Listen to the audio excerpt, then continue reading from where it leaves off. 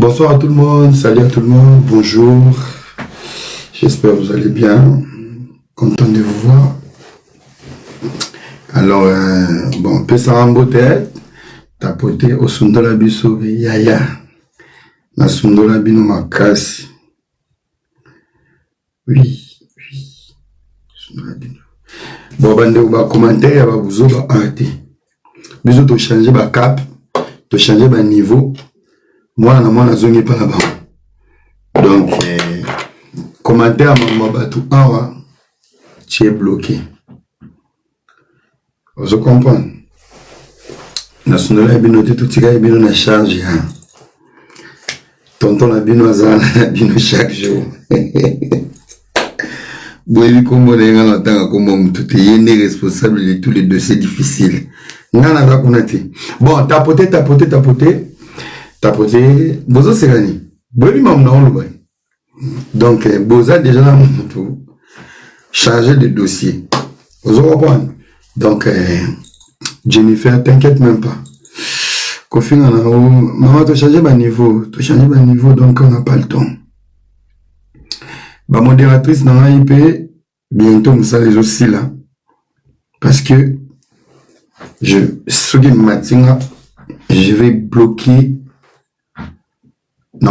compte dans ma TikTok. Ouais. TikTok est démoniaque, je vous jure, je vous promets. TikTok est démoniaque. Quitte à la news. Ex nangai. Na bloqué mo Kitalata. Kitalata, y'a na chana ni modératrice. Là. Ouais, bacha sou et puis. Y'a na chana modératrice. Y'a gana gani na beta petu, sini chamboulé. Ouais. Bloque-moi tous les commentaires bizarres. On n'en a pas besoin. On a un souci.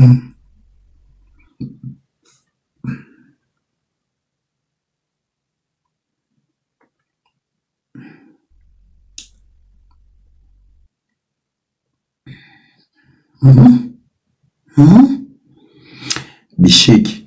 Kitata la tue modératrice. Alors, Nabi Boy, tapotez s'il vous plaît. Tapotez. On va écouter la chanson. Après, toi seulement, écoutez bien, ça fait un moment que je n'étais pas là. Alors, j'avais pris du recul pour plusieurs raisons.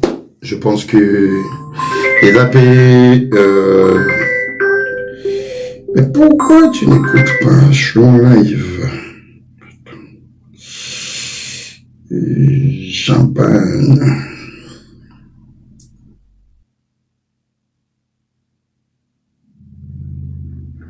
Je te reviens, ok? Thank you.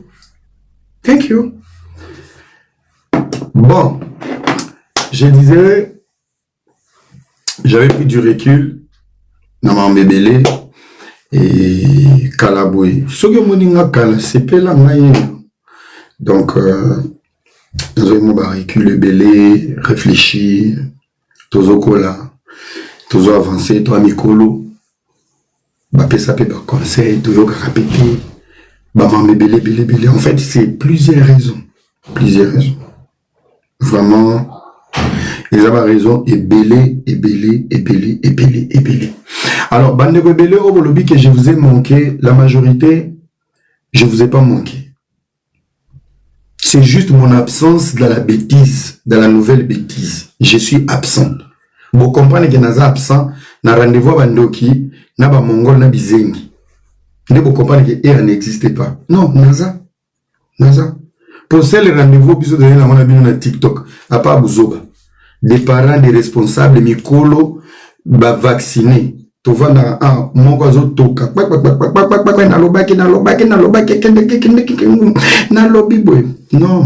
Non. Des fois, il faut prendre de très bonnes décisions. Vous comprenez? Ouais. Donc, la catégorie déjà de base, je suis analyste. Dans la garçon matière, dans l'analyste, dans le bas, on a Kanissa. Après, et quand tu as un problème, il n'y a pas de souci. Donc, nous sommes dans le monde de la vie, il y a beaucoup à faire. Ces drapeaux nous appellent. Inconscience, il faut les rappeler dans la limite. La vie, il faut un mot aux années 5 mots, un mot faut les là, un mot faut réfléchir. On a beaucoup joué. Tout ce qui est leader, Bakolo Makambu, continuez dans vos conneries. Nous, on a fait marche en arrière. Quand même, on est allé à l'école. Minerva, la moi qui n'a pas un bateau, comme un bizengi dans TikTok. Totangi. Vous en comprenez? Na comprenant la ma bino pe almo na poto boebi valeur ou boana monter na Congo. Lelo diaspora et perda valeur. J'ai beaucoup à vous dire, hein, mais peut-être que vous avez une miniature, une polémique, mais non, il y a un été. Échange de paroles na moto. Ainsi longtemps, on a tangi combat moto awate, kowe la te mamam nango qui ne vous vend nango, ou banda ko répondre nga pour mona, et la zongi, amitié wana ngezonga, et yate. Je vais dire des choses, il faut que ça abîme le sujet, vous dites comment vie à bateau, vous se concentrer sur des réflexions en fait. Vous comprenez? Boebi valeur à diaspora te na Congo. Diaspora tous en la faveur est belé. Combien des illettrés bon en poto? L'État peut s'abîmer bandako, ba wifi, ba zemezanga ba tata. L'État beaucoup de la bino bana. Social et Pesabino qui est là. Siko, là où il y a les opportunités, quand nous vivons dans les opportunités, il faut profiter de la haute zouzoua pour te aider à batikali. Parce que nous avons un chez nous. Nous avons un chez nous. Tobet Arabatolo a Naza Suisse, Naza Allemand, Naza Canadien, Naza Français. En fait, il y a un problème.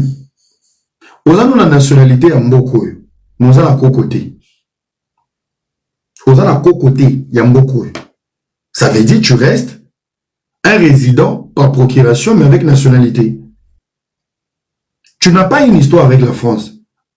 Naba noir nyoso baza. Ngana bota bana na nyoso na poto. Azaba français, bazaba européen. Mais bako qu'on a vraiment bazana Kinshasa. Ba Pierre Tomba les ana cimetière à Kitambo. Ça veut dire qu'il y a un souci. On s'approprie une nation. Quand on dit des pères et des mères, racine sur racine, bako kona biso, oza muto wapi, naza murega. Murega wana bako kono bazaki barega, ba chef coutumier, ba nini batike libino mboka. Oza nani, naza bena mulumba. Ozomon, baka katoto la soki muto bandundu. Oza muto libinja. Ça veut dire il y a des racines. Mais tant que tu as la nationalité na poto, on n'a pas de racines. C'est pas procuration, c'est figuratif. Tu vois, c'est figuratif. Dans Babylone, on est fait contre Rabiso, na ba tête. Vous comprenez?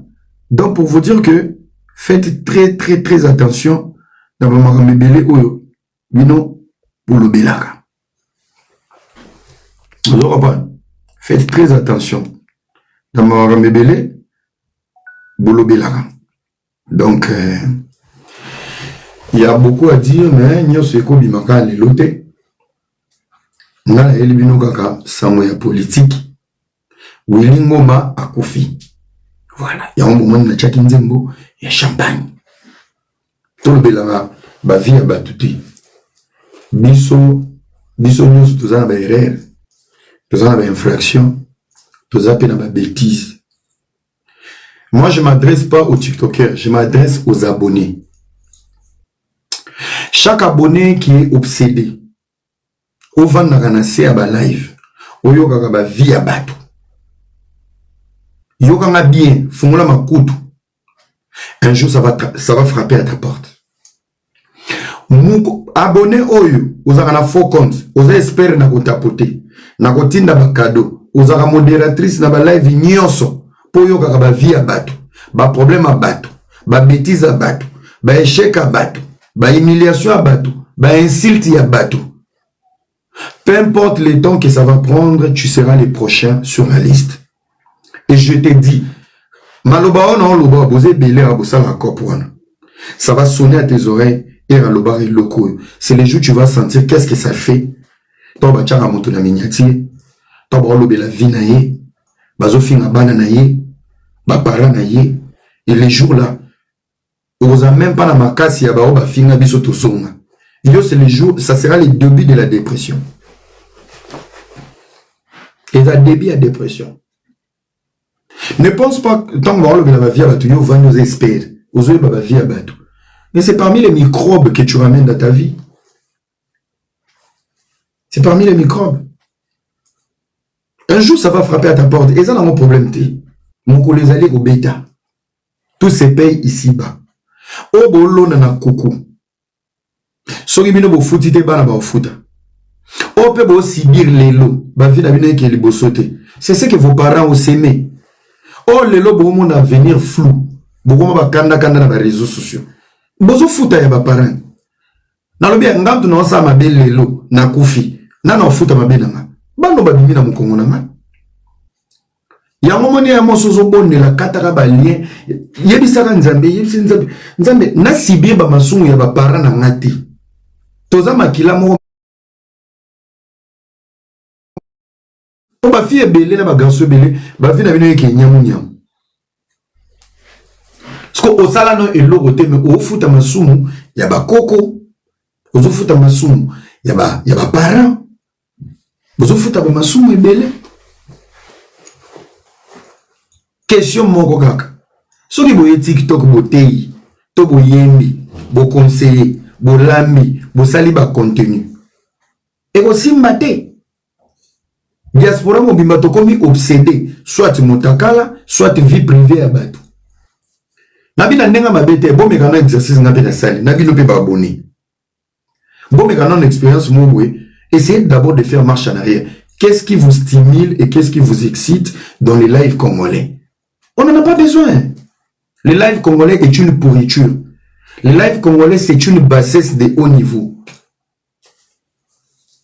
Qu'on se le dise. J'étais dedans. Bisogno sototi na nyei. Eza vie ki nyei. Des bels hommes comme ça, on va rester pour se chamailler, pour s'attaquer bêtement. Si jamais l'ongate diaspora moko pourri, ozo kene Congo, ba ozelo l'aéroport, bato ba watuno comment tu vas era bato ba bando sambi son immigration. Yambo yo vraiment, mobali kitoko boye, ezalaka ni soni. Bino na soni. J'ai eu honte partout. Pour vous dire la vérité, nayoki soni partout. Ce qui 10 personnes appellent sur mbote, 4 il faut pas qu'on reproche.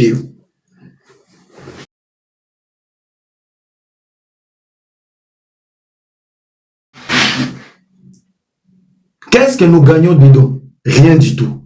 Énergie gâchée, esprit démoniaque, chamaillement inutile, tokola ensemble l'été, tolia ensemble l'été, ba amitié ba 22 heures, na minu bo bandi ko swana, on dirait bo melaka ba biberon, bo wela na kana maternité. Et banani bazana simanango bino yé na commentaire. Parce que yo moko soza maé le bi déjà live en dans la kizengi so bloqué. Alors ça est sous live. Pour on a battuté. Kizengi so ça la live, il y a 15 000 personnes que baye, ba sali association bizengi après bo vendre bo se plaindre Congo ezokende. Qui vont parler du Congo si vous-même vos narines sont dans les bêtises.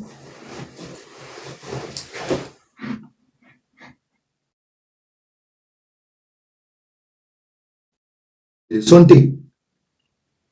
Mwana zande mwana na nzambe vuluzi sauver la vie minable. Je vous dis c'est pas la bonne vie. Et je vous décourage de quitter cette vie. Matin il dit ça. Faux vie. Vie à Bozoba na oko sabino te bandeko bo voyage kate nzamba sunga bino bozo mikanda bo mataba avion bo yoka soni okomi na immigration tu t'en fous de tout le monde mais ba kanyo na passeport mon to apé so conseil na immigration yoka soni te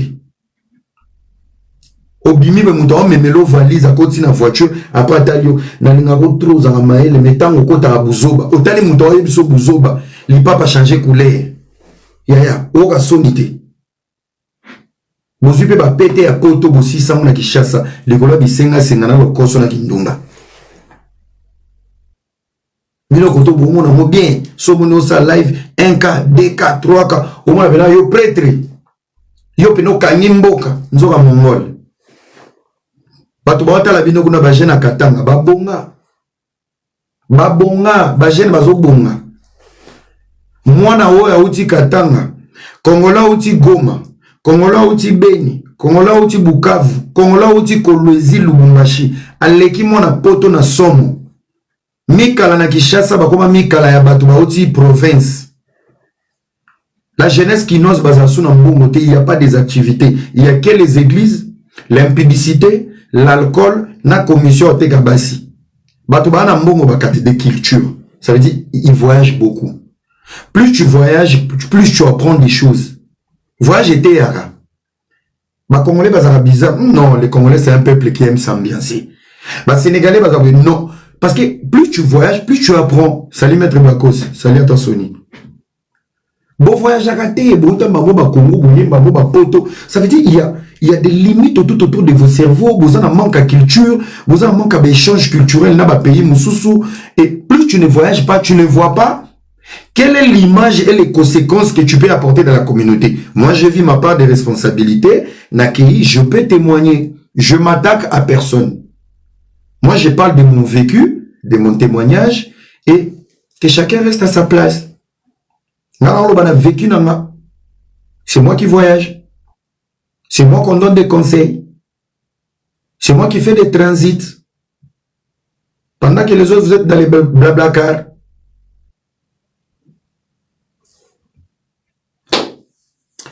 Voilà. Il faut vous discipliner. Moi, c'est discipliner. Public. To comment on sala obino bolingina ou gosenga. Bolinga ba vie privée bato. Obino moro ba vie na bino minable. Je m'adresse au public.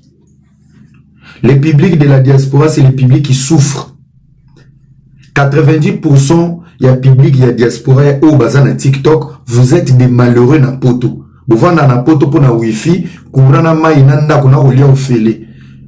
Mais vécu na poto pour vivre à poto te. Poto, soko moni moutazo vivre na poto, et bien les poto à na vacances na bana. Poto pour sentir moutazo vivre na poto, parler na yo payer. Tchétché na yo ya bien. Poto autoroute, savourer vie, savourer vacances, kota shopping na carte na yo, ba mema ote tika mandicité. Bana ba leli osiliki, bano ba zui na classe, omemi ba Zanzibar. Voilà les gens qui sont en train de commander et manipuler l'Europe.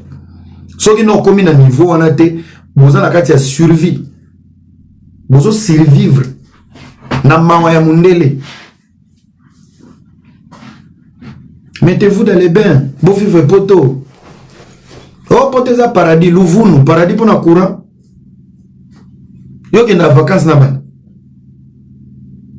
Sans kosenga batu, sans matolo, yo zana ndaku, okobisa $2000 otindi cotisation na matanga na Kinshasa ça qu'on regretter.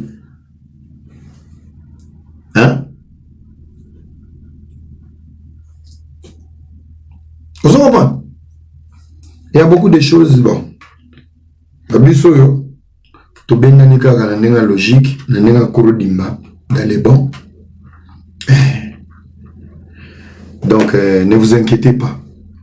Na beta bino ba masolo mususu. Ba petit mo baza finga na kin. Na piège ki bango. Ba finga na ba TikTok. Na sala ba capture. Na piège ki bango.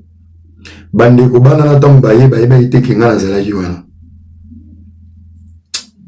Solo ma peka banana na préféré la vana ta ba corbeau.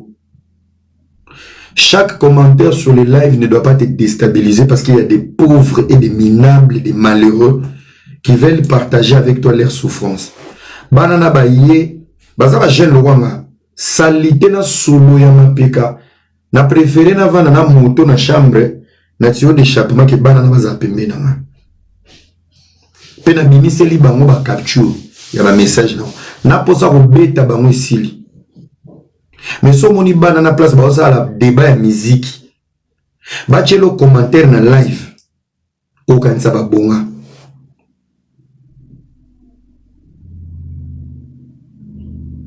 Aucun ça va bonga. Vous comprenez?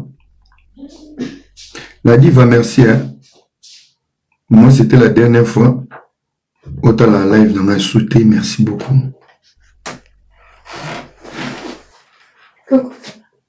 Qu'est-ce qu'il y a? Je suis dans mon jour. Ok. Vous comprenez?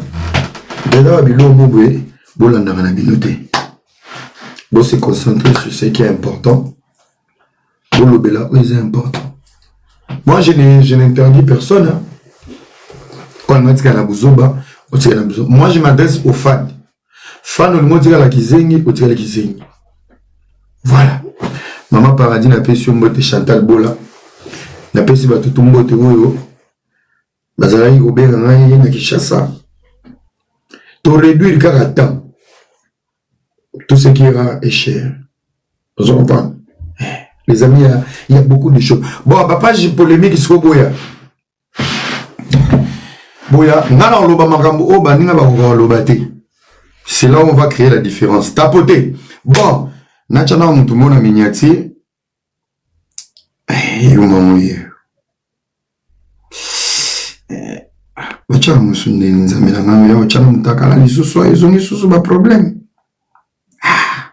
Bon, voilà. Petit nan David, ba modérateur pour bloquer les gars bateau. Ngai pena batu obo bando yana live nanga. Boyo kanga très bien. Commentaire au sujet, on te bloque. Tu me poses une question au moment où je suis pas ton ami, je te bloque.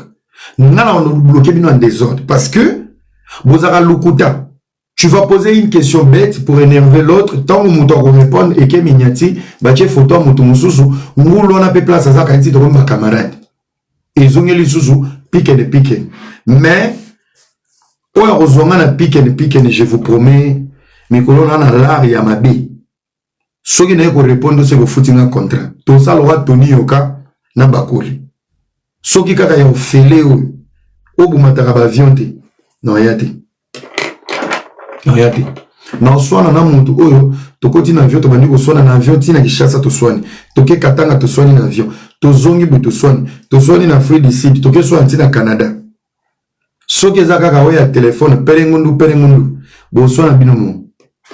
Mutoto mama diabolos na pession bote. Bon, les amis, je vais vous parler qu'est-ce qui se passe dans le pays. Parce que je pense que vous avez moins crise tout ce qui est politique, la politique intelligente. Alors, bon, quand tu as ma partie politique, échanger avec moi, ma idée, pour la monnaie, vous avez la live, na Scooby-Doo. Bref, bande konanga ba bolingo, na wabeta bino li solo. Le président Félix Tshisekedi dit encore bien à pouvoir, il fallait pas travailler na Kabila. Kabila avait dit 18 ans, président Fachita Maye, il fallait pas ça là, équilibre. Va travailler ensemble. Nous allons travailler ensemble. Nous allons Kabila, boule nezayaki nini. Président Félix Tshisekedi a découvrir Bakou Obama basala kité na Congo. Mais bato bazaro lela. Tika Kabila. Nous Kabila va protéger l'intérêt naï. Je vous informe ici. Le Congo a été infiltré jusqu'au sommet de l'État, à commencer par Joseph Kabila. Kabila était un pignon de Kigali. Kabila est président du Congo. Mais a foutaka impôt na Rwanda. Le Congo payé. Azaki ko futa Rwanda mbongo. Explication mususu. Muze alingaya olongola Mobutu. Muze akimeli Rwanda na Uganda. Baeba sangani. To réfléchir, tout ça devant moi intellectuel. Musée alakaki ba Rwandais nini na ba Ugandais po ba pese ba soda. O bazaki ba Rwandais ba ya kufa na mabele ya Congo. Quels étaient les intérêts du Rwanda et des musées? Les accords de l'Emira. Les accords de l'Emira déplacent Moussa Sedaka 300 km. Il y a est que ba Rwandais ba kuzoso Mobutu akei. Nde Rwanda pesaka ba militaire rwandais na logistique. Uganda pesa ba militaire na logistique, mais Moussa kosaka o bakadogo bazaki belité. Bakadogo zaki kaka les enfants militaires ba yorobo. Banana mike toleka. Mais toute la technique militaire, c'était la technique rwandaise et ougandaise. Tiba komi na Kinshasa, Mobutu akimi. Mouze maître, mouze maman beti calcul abi. Ah, bajo yonde ba meminga ti awa. Ba beta nga déjà. Nga mo fona anticiper déjà. Mouza lobito binga na ba Rwandais. Ba bengani ba Rwandais, bana masina ba boma ba Rwandais. Ba Rwandais badaye, Kagame abi, oh. Tipo toke tiketi na pouvoir. Tipo abaluki ni biso. Les accords au biso to salaki. Bana na biso ba Rwanda ba kufi po Mobutu akende. Mais nous comprendre te. To ligne les boules. Mouze tamaye ba Rwanda to bakimi. Mouze maman parce que Mouze était un panafricain, un rebelle panafricain. Mouze a dit qu'on restructurer makambo. To longwe na Zaïre, to komina République na biso ya RDC Congo. To longwe na ba mona biso ba Zaïre, ba ina franc congolais. Ba copain maman Joyo a la vision en Mboka. Ils ont tué Mouze.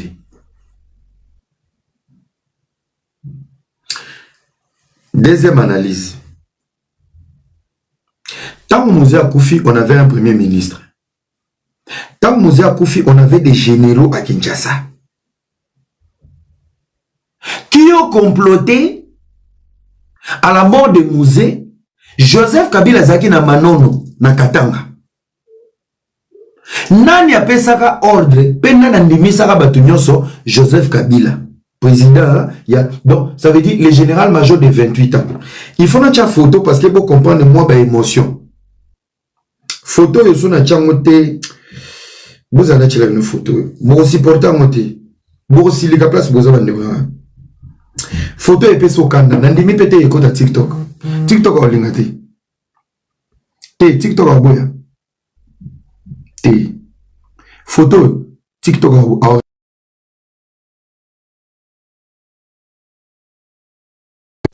naibisa bino. TikTok a boy. Mais bozela na zuela bino mona format mususu. Bozela. TikTok a boy.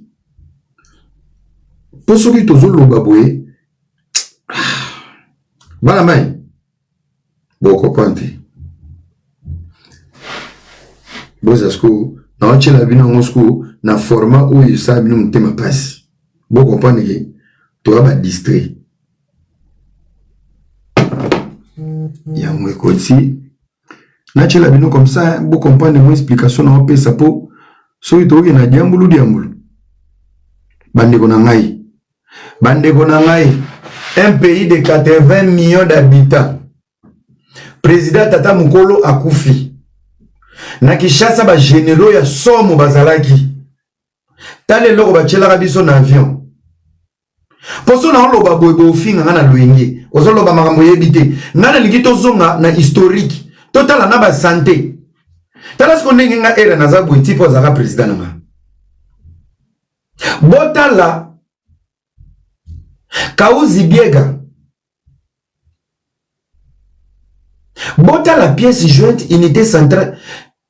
Bandeko. En fait, c'est pour ça que j'aime trop les débats politiques qui font ça pédagogique. Parce que sozo lo bana kizengi musoso yo so finga Kabila muninga no. Ce qu'on a là qui ça eyeli ya Kabila pour comme mukonzi na yo, pour ko qui ça 18 ans, yo commissaire, c'est le plus grand politicien du pays.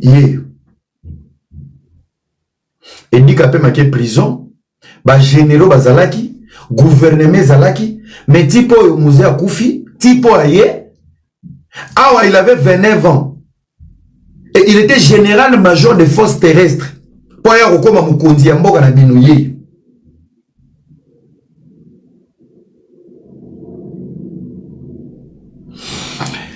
Analyse mususu soki Mouze tant Mouze bebani na ba Rwandais na ba Ougandais.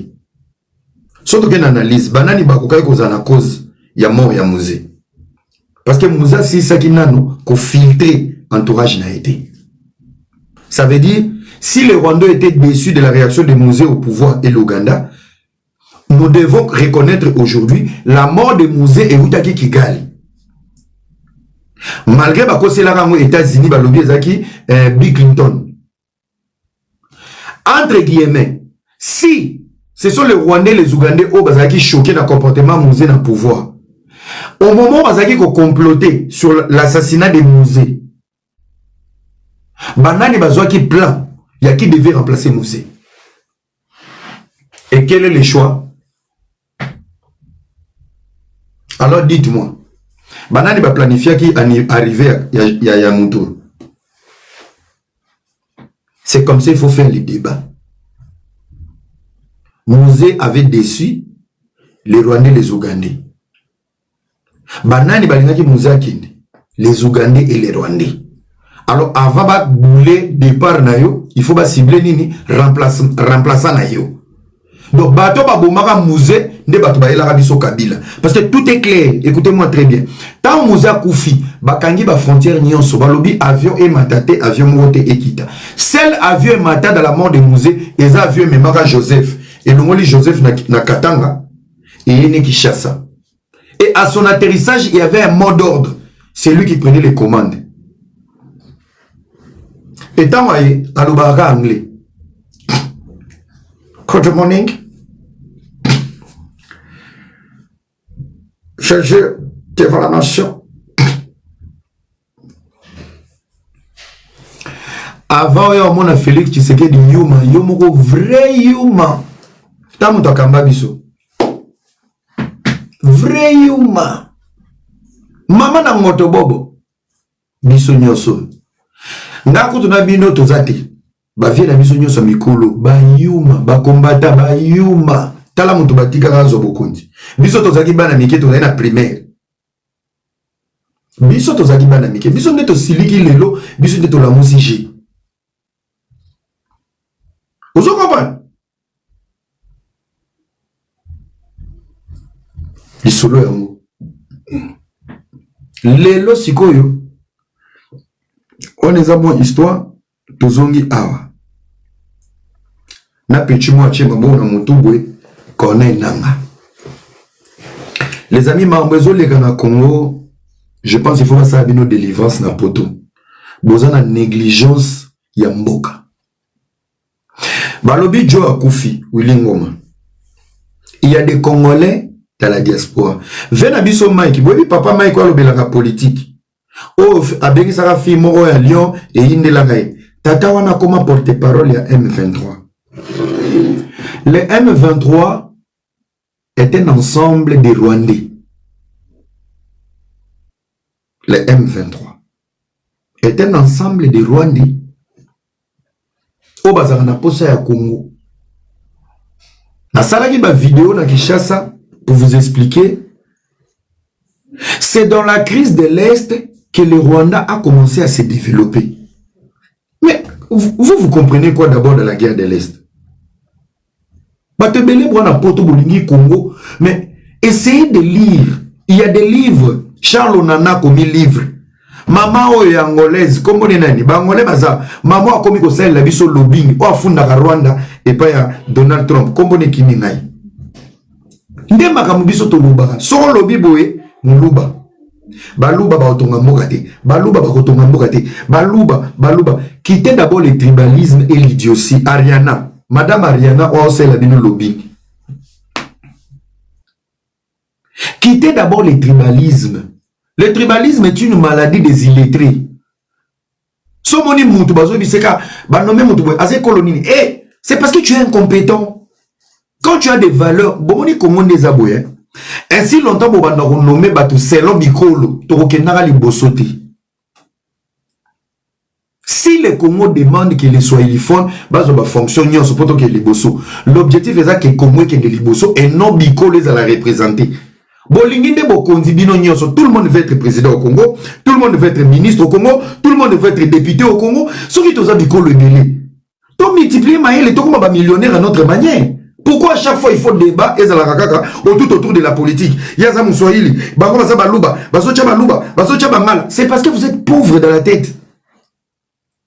Ceux qui vont réussir le roi bande konaka bandande, kuti kwe, unabukiri. Sauf une autre bandande. Sur 100% des ndande au Congo, 60% des ndande sont des millionnaires. Yo soka mundanda zo la poste. Yo soka mundanda zo se plaindre. Ah, paka kule biko na cha paka baluba na baswahili, si bandande. Parce qu'ils sont riches. Quand tu deviens riche, tu as le pouvoir. Batubabeta li solo ya bikolo, c'est que le peuple le plus pauvre du Congo. Babola. Bobole leki bokomi, ba nommé déjà senge baluba kuna, mboko yo vraiment. Yo soko bongi na vie. Yo soko komi millionnaire na business na ba faire na yo. Ata ba nommé 15 baluba et saloni. Oso longi nzala, oso bongi na vie. Qu'est-ce que t'as à foutre? Ya oluka koye baka, aze kolonini, aze kolonini. C'est parce que vous êtes des pauvres. Toza biko le belé, combien des ethnies et des tribus. Essayons d'abord de réussir nous-mêmes. Politique comme église, pour y avoir qu'on peut s'abattre sur bon pour y bosser.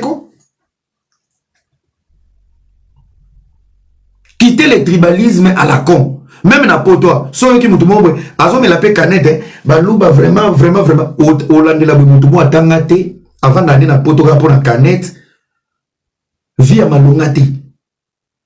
Les gens qui se focalisent sur les tribus, c'est des gens de petit esprit. Ba esprit moko minable, ba tout monde ba bongate. Ba tout monde ba vivre na ba échec, ba on la tsango ba bikolo. Mulu ba bon sambo kate, asia ibayo te. Kasinde to yoka. Posa kiol. Et on a combien de tribus au Congo? Ceux qui moulou font comme un cible. Pour moi, je l'ai dit ici, j'ai même ma mère coupé, si le Garabino Bachanga na Mignati, je m'en fous. L'effet de savoir qu'au Congo, le Congo a été dirigé par les Mwandi, Mobutu. Et bien, ça polémique était, et bien, ça tribalisme était. Ba Congo Bayaka na Kasavubu. Lumumba Zaki Moutete là. Bikolo nyonso na Congo. Bazaka en paix. Le seul peuple qui est problématique au Congo, c'est les Baluba. Question à Nina Tuna. Les Luba sont les peuples les plus inutiles du Congo, oui ou non? Des deux. Les Luba, c'est les peuples, oh, les Loso qui tombent dans le peuple. Et ça, peuple, il faut que Sony y a rendu ma kebaza, ma frère Nabiso. Les Luba, c'est le peuple le plus débile de la RDC. Ça veut dire, si tous les Congos doivent se focaliser de lapider les Luba, ça veut dire les Luba, c'est les peuples les plus solides et les plus forts de la RDC. Parce que diable a joué à la pyramide. On s'attaque au plus fort pour pas vendre ma bé, pour applaudir les plus faibles. Question. Toma no kota ce qu'on a babikolo ba exercice. Oze ko le moko ezanga na Ituri. Donc, Murema aleki muluba na Valais. Bolobela ba emate. Mulendu aleki muluba na Valais. Bolobela ba lendu te. Musakata aleki muluba na Valais. Bolobela ba sakata te. C'est là où maintenant je vous dis il y a un problème mental. Si tout le monde doit s'attaquer à un seul tribu, qui sont les Luba, ça veut dire les Luba sont les plus forts de la RDC.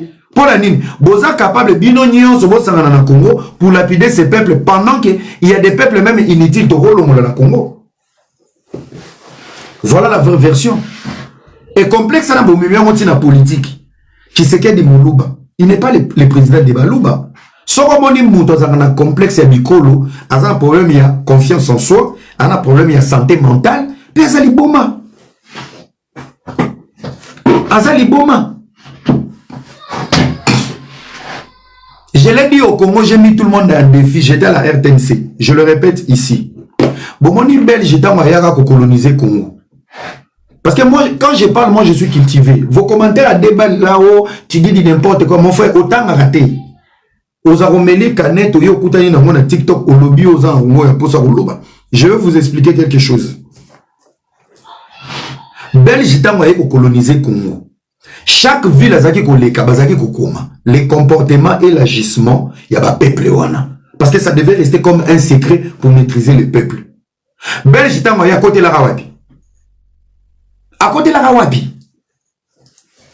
Côté à lac, et côté océan. Ba Congo bandundu. Belge banda kuna. Tango ya bandi ko kita. Bazupe na nord-ouest. Babandi ko kita. Ba kota babete la bango maboko. On a eu sabino vérité.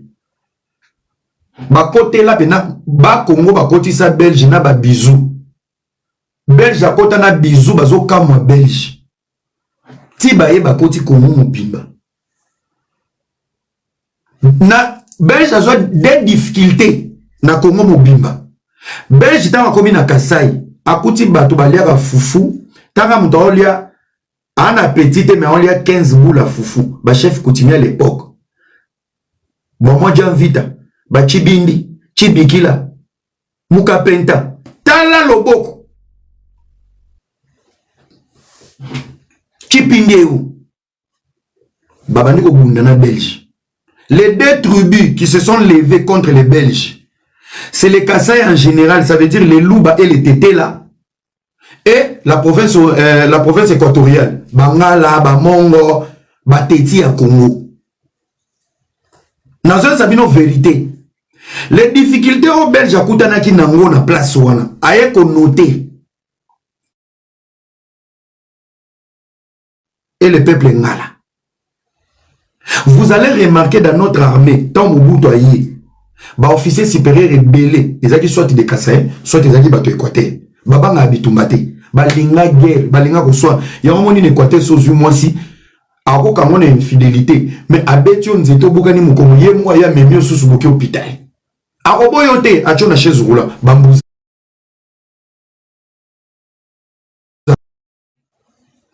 Maintenant, je vais vous donner des schémas. Parmi Bikolo Wanande Tokoma, histoire à Mboka na biso. Lumumba. Courage Lumumba. Lumumba, il avait quel âge? Lumumba a couffé moins de 40 ans. Il avait quel âge? Lumumba fait du parti Kassai. Il était là, mais c'est du parti Kassai, Lumumba. Moto a mis bino na kati révolution IDPS, totele mena Mobutu. 32 ans. Les 9 parlementaires. Parmi les 9 parlementaires, il y avait combien de Kassai? Un seul qui est resté. Etienne Tshisekedi. Le lobo mon mandat Félix Bogan César Gatone Fayulu Ako Sarabino Nananga. C'est le fruit d'un combat. Mon frère, ton père peut l'idée comme il veut. Nzamba va récompenser. Il y a un épisode qui bino tous ces pays ici-bas. Oya mabezo sala. Soko kufi lelo. Bana no ba obuka. Bitumba Etienne Tshisekedi abunda.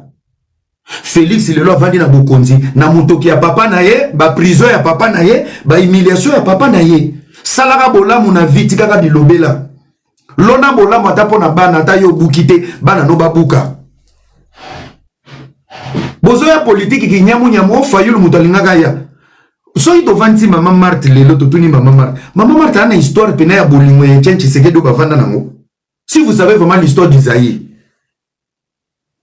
Etienne Tshisekedi lelo bakangie lobi bakangie lelo bakangie lobi bakangie lelo mama Martha na monaka pena esengo ya bolingo pena na qualité Etienne Tshisekedi basimbisi tina touche premier ministre à 1 mois ba nommé après basimbisi ka touche pour ba affaiblir IDPS abetika 1 mois ba longoli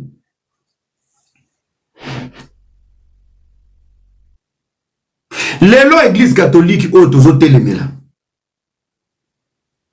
Et ça histoire de konanga ko benga jale lote va t'instruire.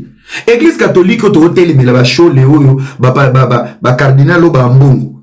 Mais na bete la bino li solo. Tant ba na conférence nationale. La troisième voie où empêcha Etienne Tshisekedi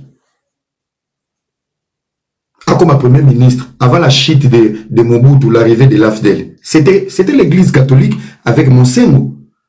Soki Tshisekedi a comme premier ministre pour pas bloquer bêtises, mais les AFDEL les quotas ratés. Mais les lelo toza place ou toza te. Boke de retourna. Batu bastopa, c'était l'église catholique avec Monsengo. Monsengo mutastopa Tshisekedi parce que Tshisekedi il savait déjà la carte de l'AFDEL. Et Tshisekedi a dit même à Mobutu Bazoya, Batozana Bango Bazokosa, nommé premier ministre, n'a qu'au bloqué arrivé à AFDEL. Mobutu n'a pas écouté. Voilà la vraie histoire. Toba qui est la conférence nationale, la troisième fois qui s'est opposé à Etienne Tshisekedi, c'était la voix de l'église catholique Monsengo. Mais Tshisekedi a lobby, ah bon, si c'est comme ça, Nasukoli Maboko Nganaki. Tshisekedi est parti. C'est à la radio belge maintenant Tshisekedi qui va dire Bana ya Congo, Bisi. La rébellion des musées. Bao bazoya bisika bakoleka bosa nini bopesa bango maya komela na ya kolia. AFDEL ya. Bino boyoka masasi na Kinshasa. Batu basibir guerre ya AFDEL ezaba na Goma, Butembo, Bukavu, Kisangani, Équateur. Na Mwandambu na Katanga. Dans le Kasaï AFDEL a kota makolo.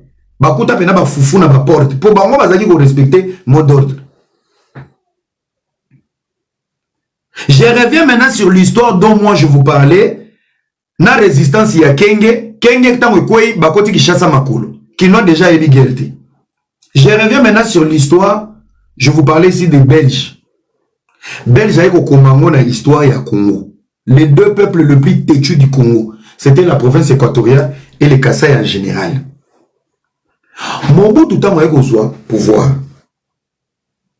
Qui s'est opposé à Mobutu? C'était un jeune, Lumumba, qui venait du Kasaï. Et tout était documenté. Peuple au baza peuple malongate. L'opposition contre Mobutu, et ben dans les Kasaï, avec les 9 parlementaires et Etienne Tshisekedi, cible. Sikoyo, les faire coloniser Congo, ba compétence, na ba courage ya ba peuple. Et c'est de là on va récupérer quelques Kasaïens dans les Kasaï pour aller renforcer au Katanga dans le cuivre, na Maramia, Jekamine. Parce que la Mibé était dans la réussite. Babino, bango ba oki kopé sa coup de main. Mobutu s'est joué avec pour affaiblir les Kasaï. La preuve en est aujourd'hui, bato ba histoire à Congo, vous n'allez pas me contredire. Courant ou utaka na inga. Pour ekemina na Katanga, il fallait ekatisa dans les Kasaï. Ils ont puni les Kasaïens, bapote comme une entrée à Kasaï et Baluka province. Ils ont dépensé fois 3. Raccourci zaki etobo la Kasaï, bango pe bazo courant. Mais bandima ba punir les Kasaï, ba balola ba poto et quand la carte Kasaï était tourné. Les Kasaï est resté dans le noir. Botuna batba et Sabino. Allez-vous cultiver. Pour affaiblir encore. Ne baeko zoba munza Carlibon, baeko monte kuwana. Ah, bino ba katange bovandia, botiki ba kasaye ba ye pa na bino, bazo boto la misala na bino. Il faut ba kende. Nde guerre à Liboso. Bomoni neto réclamaka 10 millions de morts à l'Est. Les premiers morts au Congo, entre Congolais, ce sont les Kasaïens au Bakoufa dans les Katanga. Jusqu'à aujourd'hui, aucune juridiction mondiale n'a jamais été saisie pour la cause des Kasaïens. Mais ce sont les Kasaïens qui se font insulter chaque jour. Bakoufa na Katanga, pour Bakenaka ko soutenir Katanga et Telema. Pour Jekamine et Telema. Parce que la majorité des Kasaïens au Bazaki na Katanga, Bazaki na ba poste à l'Ikolo, c'était des professeurs, de médecins, tout ça au Batangaki. Ceux qui ont le classe aujourd'hui au Congo, on va parler de Batuya Bandundu et les Kasaïens. Les Katangais dans la liste de Batubatanga Kebele, vous n'êtes pas dedans. Côté trahison, bravo. Qu'on se dise de vérité. Les Kasaïens et les Swahiliphones, vous en avez deux trahison. Bakongo, vous en avez deux naïveté. Quand il s'agit là, il faut risquer des vies. Botika Kasaïen, Bangala, Baya Rokufa. Et la trahison, Swahili. RP compréhension de la trahison bakatangé boyé. Voilà des vérités tout le baganabi ne pas syndrome boanango. Moussoyi il peut trahir moutoya j'ai mouqué poison et belé. Poison et belé comme Moussoyi. Moussoyi la bundakata soit nakaté. A tchelo on a linzaka bete lion avec tout. OK ya vandinae. Voilà la logique. Et cette logique on vous a inclus dans la tête. Que baluba bakosala boyete. Est-ce que vous voyez que baluba mo bakufa na Katanga? Ti lelo bana mo batika la ba orphelin ba mona ba papa te. Mona ke classe, papa ke musala. Ba katange ba tomboki ba landi papa na musala ba landi bana na classe. Ba famille ekutana te. Cette histoire est au Congo. Bo vandela ngombe bozo ekolo ya batu bolata na mbunzu. Baluba ba finga maka matin soir. Mais s'il y a un peuple qui a la plus mauvaise histoire au Congo, c'est les Luba. Bakufa na province ekangami na bango. Banani baboma bango ba propre ndeko na bango ba congolais. Vous pouvez aller en Belgique, aller acheter le livre de Pichi Banda. Tout est écrit dedans. Botanga raté. Karabiloba loba. Soko matibe baluba. Mais c'est le premier peuple victime. Ndebolobaka. Namona baboke choa bosala ba live momo ya politique. 10 millions de morts. 10 millions. Avant les 10 millions de morts. Il y a des millions de morts de Luba qui sont morts dans les Katanga. Que t'es tué par leurs propres frères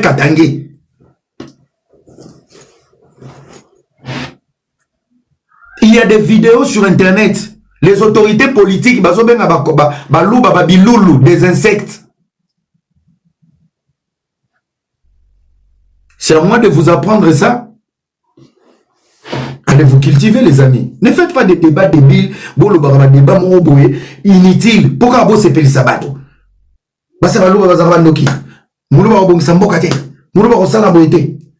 Mais banda to kola muluba obongisa mboka te, muluba osala boyete. Mais auto vivre lelo. Histoire nyonso ba ko kundola na se après 30 ans, muto obimisa ngona miso mokili. Nani?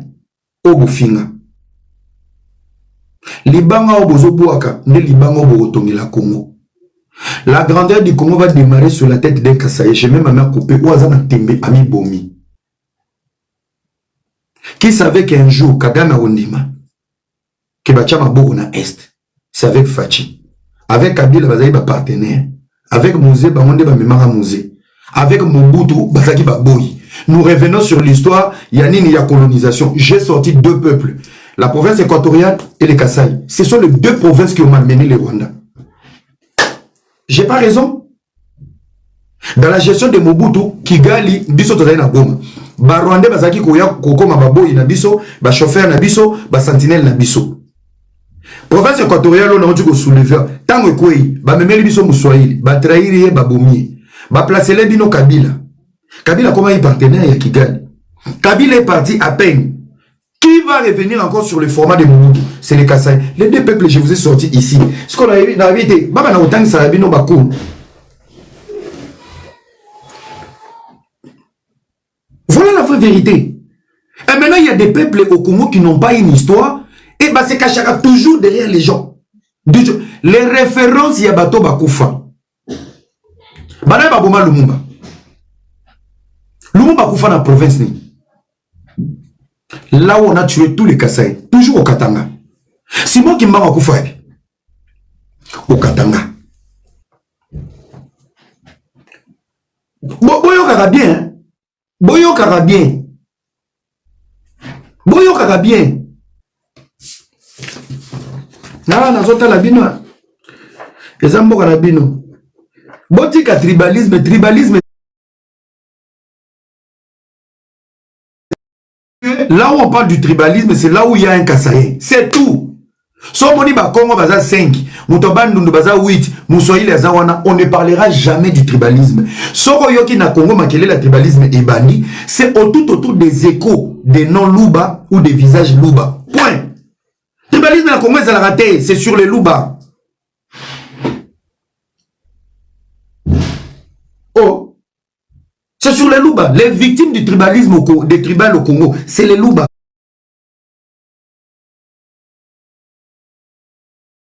Les restes, on a Onyo Sobolobarana, Magouille. Kabila Zakiana sera a nommé par généraux à 20. Moutazana Makasi à comprendre que. Oh, baza ikolo moko, muto lo bazate. Lele ko maka chisonga, chibindi, chibiki la chibiki. Hey! Hey! Le tribalisme n'existe pas au Congo. Je le dis ici et je le répète. Nous avons deux sortes de tribalisme au Congo. Tribalisme et la manipulation. Oba rebelle bazo jouer na mona banyamulengi entre Moïse Nyarugabo et Azarias Rubero. Et le tribalisme qui a toujours été configuré autour des peuples kassaïens. Point. Moussoïli a le tribalisme d'internet azate. J'en fais partie des peuples swahiliphones. Mungalo a le tribalisme. J'en fais partie, j'ai une famille, il y a province équatoriale. Même dans ma propre famille, c'est quel côté de ma mère, le côté kassaïen, qui dérange. Parce qu'on a un mélange à Bicolo 4. Donc je suis mieux placé pour vous dire qu'est-ce qui se passe. Même dans ma propre famille, je vois ça. Ce que non, tribalisme n'a pas raté. Par l'incompétence de la classe politique, pour recourir à une manipulation. Manipulation sur les louba, ce n'est pas vous. Beaucoup li nango loro l'évangile et outi na belge. Ba belge. Vous savez pourquoi Etienne Tshisekedi a comme un président à force d'être trop radical. La différence entre Tshisekedi, le père, et le fils.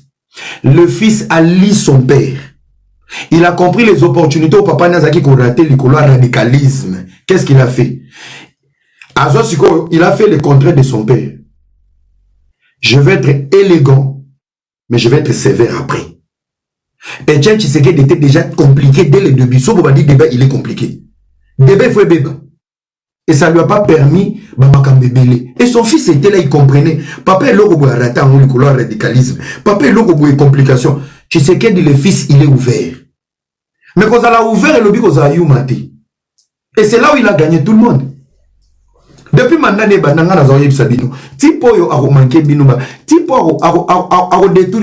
moi, quand j'ai parlé, tout ce que j'ai dit depuis le premier mandat, n'a changé la magité.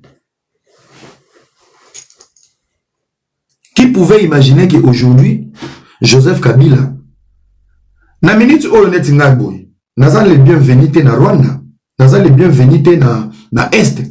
Mais comment ça se fait que le président sortant, zone où ils ont déstabilisé toute une nation, des zones nées de confort. Kabila est condamné dans la capitale, mais Kabila traîne dans la ville où il y a les rebelles. Et les rebelles qui sont financés par qui? Les pays voisins qui est le Rwanda. Tosu Kapi. Qui est le premier traître de la nation? Ndena Zongi. Bon, parce qu'on y est un soir. Nazongi, ce qu'on analyse pour vous dire, si c'est le Rwanda et l'Ouganda, ne ba memara Mouzé na pouvoir. Moza baluke libango. Réunion à Kobuma Mouzé, ils ont maki peka kana Rwanda, na Ouganda bavandi basali sous réunion, il y a une photo Bomaye. Avant ba Bomaye, il fallait pas préparer remplaçant naï. Donc, les gens qui ont amené Mouzé au pouvoir, ce sont les mêmes gens qui l'ont tué, et ce sont les gens qui ont placé Joseph Kabila. Pourquoi aujourd'hui, ça nous prouve que si l'Est est sous tutelle, il y a contrôle où il y a Rwanda, le président sortant ne peut pas être en sécurité du côté rwandais. Donc, Mamounion, c'est aux accords depuis le début. Et c'est un solo. Et c'est un solo. Voilà, analyse Yamouana. Kabila na Kishasa a une insécurité, même Yem Tatikaki Bokonzi et pas Félix. Kabila na Katanga a une insécurité. Mais il y a une insécurité à Kabila fait dans Est, côté des rebelles Baza. Qui nourrit les rebelles et qui ramène la logistique? C'est le gouvernement rwandais. Alors, Ndego Oyo, Willy Ngoma, porte-parole à M23, a fait le lot à 3h. Drone kamikaze beti ba on a des généraux rwandais badaï. Les amis, moi non, après ça vient une analyse moro simple. J'espère que ça va choquer. Vous regardez très bien. Il n'y aura pas de dialogue. Dialogue au Boluka, c'est de donner encore une chance au Rwanda. Je vais vous donner 3 pistes.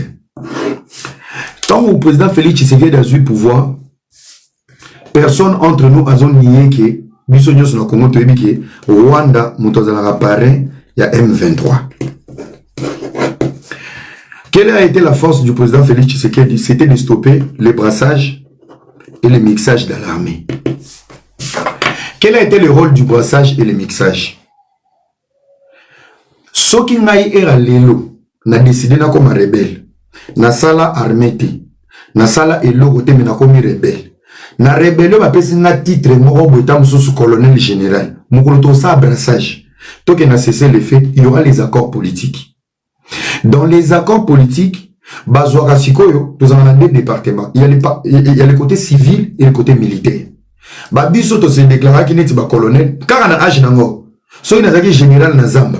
Tant au comme na kin. Bazo pe sangana jeep na salaire général. Na comité général na intégré armée nationale ya mboka. Na évité so vous comprendre place wana. Parce que pendant que ngana rebelle ya mwana muke. Ba pesi nga grade ya rébellion buzoba ya Zamba général to colonel. Tant to que na cessé les faits, ba rebelle ba koma kana priorité ko leka ba kolomboka. Qui veut dire, papa na yo azali 28 ans na armée, o azofanda na kakokolo. Ngata na zota rébellion, bazo pesanga plus valeur na makoki, koleka papa na yo o azali formation. Pour respecter les accords.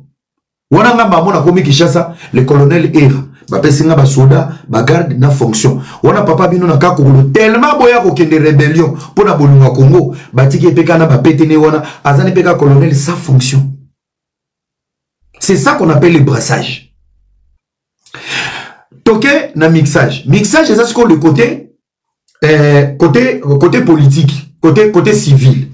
Bao batanga, o bazaki ba membre rebellion. To ba okoma na ki, babandi ko kabula. Yo ya no tangi azalaki na ekutu professeur na ba université. Bao ba uti rebellion di ba ya ba mandataire. Bo sito ka bijomo boyebi papa nete maman nete bou. Ba cheli bino PCA, DG Assonance, DG SNEL pendant que ton grand frère qui souffre chaque jour pour ba nommer étant que professeur au monde ba nommer rebelle. Ba rebelle ba comment qui n'a pas priorité sur les effets du chantage. Ils vont faire chanter les pays. Une fois devant les accords, bah ça les partage pour ba kitsabango ba kanda. C'est pour ça au Roya qu'on remarqué et avantage ici ya brassage et mixage zakini. Ba yebi bisika ba utaki Kigali. Si bazo travailler na gouvernement congolais mais batikali ba antenne ya Kigali a makambezo kendeboui a izo kendeboui a balingi ba longola ngai a ba so moni balingi ba sala remaniement boki groupe moi ba rebelle la muki na Congo na bango tant bino bo convoquer non je vais essayer d'appeler tout ça qui cesse les faits ça veut dire John bo longolé souté gouvernement ba no vivre na chantage mais non ba vrai fils du pays tokotika laka ko sala te bakotika laka ko nommer bino te bana mboka ya solo bakotika laka ko mata ba grade malonga te. C'est ça le rôle du brassage et du mixage. Ça affaiblit le pays, ça ramène des infiltrés. Si ko mabe eloko nezani soki bokoti sina ba mercenaires ya bikolo mususu le fait que bas analyste ya négociation ils deviennent des Congolais sans suivi, sans enquête. Ils deviennent des Congolais. C'est ça le brassage et le mixage. Yango moni fachita mazubo konzi et l'or liboso ba wela ki ba longoli brassage et mixage. Le brassage et le mixage Kagame ko sepela na ngote. Pourquoi? Parce que c'est ça qui a affaibli l'armée congolaise. C'est ça. Ba pionne baza na Kinshasa mais baza na sous commandement ya Kigali. Alors, tant que l'on brassage et mixage. Dans le département à Or, nous avons traversé presque 11 ans. Sur Sombi Or, na Kivu, na Est, où est nango poto ba Okango, où est nango Belgique ba Okango. C'est l'or du sang. Mais si vous imaginez, Rwanda moutou bazo exploité illégalement bazo bomba ba Congolais. Mais Or Rwanda soki katisika na Rwanda, ba changer yango licence. Or, Rwanda des autres kamakoleka or euti Congo. Donc, soko bimina or ya Congo, ou na mona Belgique, bakanyo, ba yebi seza or makila. Mais soko zi or Rwanda katisi na mona Rwanda, ba cheka ka insigne moko bo ya Rwanda, or wane leki. Wana pesi bino po mususu. Alors, tant que président Félix Aya Lobakini, na yebi makambezo leka na Est. Ce n'est pas d'aujourd'hui, ça date de longtemps. Qu'est-ce qu'il faut faire? Il faut stopper les brassages et les mixages. Déjà, Kagame a siligaki. Yami Balé a proposé Kagame. Alobi na emboué. Moi, je viens d'arriver au pouvoir. Yosa président Yakala. Osa na carnet d'adresse na agenda. Moi, je veux mettre la richesse non développée au Nazana Mona Congo. Yo yelanga ba partenaire. On va aller sur base, il y a 50-50, les deux pays t'ont gagné. Ça va nous permettre que Kimi Zonga. Aboya eko yebise ke to kende sko na ba voie moko légal. Ata mabeleza yanga. Yo yaka na batu, to créer logo moko boy comme ça. To partager. Kagame atalisko ngana mesana royiba 500%. Kabila contrôle ngati. Na tchaba pion ngati na institution. Bo contrôle ngati. Vous pouvez pas vous poser la question, encore une question de réflexion. Depuis événement il y a 1+4.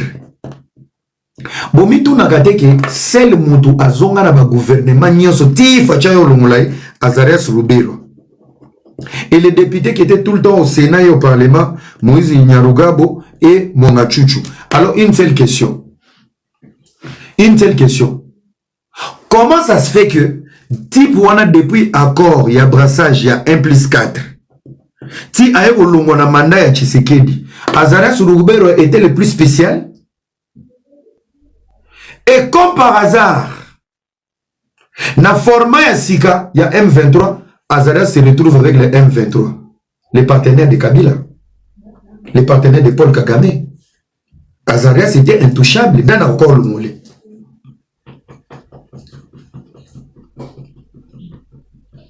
Vous comprenez ce qu'on dit, il y a un monde dans le c'est la bino monde dans yango histoire en boka na bino. Vous autres makele les libanda fachi tete ateki mboka. Tu sais même pas lire les accords. So bazuma bele ba pesi ba américain qui ne connaît pas que après Nzambe na mokili c'est les américains. Yo ngoti na Tshisekedi na guerre. A déclaré kaka guerre. Bino boza na carte d'identité. Kabila tiki armée. Est-ce que vous savez tous les illettrés sont dans l'armée congolaise et la police?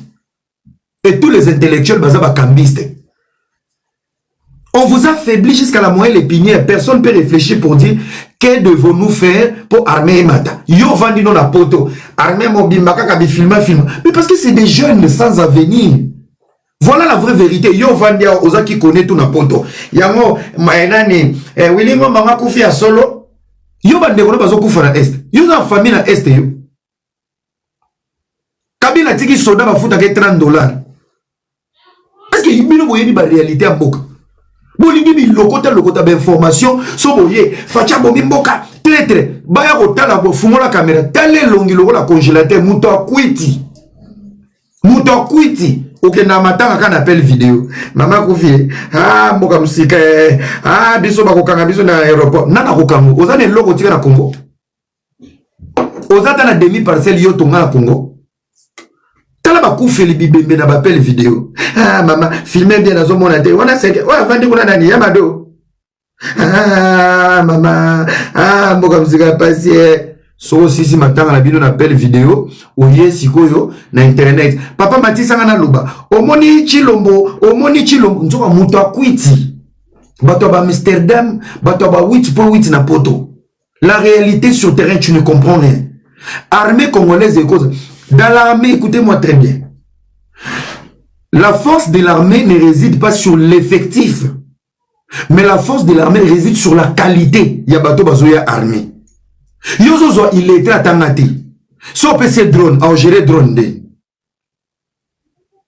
So PC carte. Là on est ici, à Oisa Sake, Bukavu Yango, Bléo Oisa Mai. So PC il était ensemble. Vous avez pris les délinquants, la jeunesse du désespoir, bon memi bango na armée. Ba intellectuel bo pimeli bango misala, ba koma ba kambiste. Allez, ba tata nyonso il fallait ba kufa na ba maladi, ba ke na parlement, ba ke na sénat. Allez, diaspora ya zoba, on vous manipule. Armée peut comme Makasi, il faut des intellectuels bah intégrer armée. Un ingénieur de l'ISTA bah vous foutez $8,000 à une armée. Ce qui Tolki Walke quoi il a la possibilité en étant ingénieur électronicien à réparer. Un géographe ayebi géographie ayebi que Oisa Zamba Oisa Mai tous à place des techniciens. Là aujourd'hui la guerre est technologique. Il faut des techniciens. Il faut pas dans l'ISTA bah intégrer armée. Au prix de quel salaire?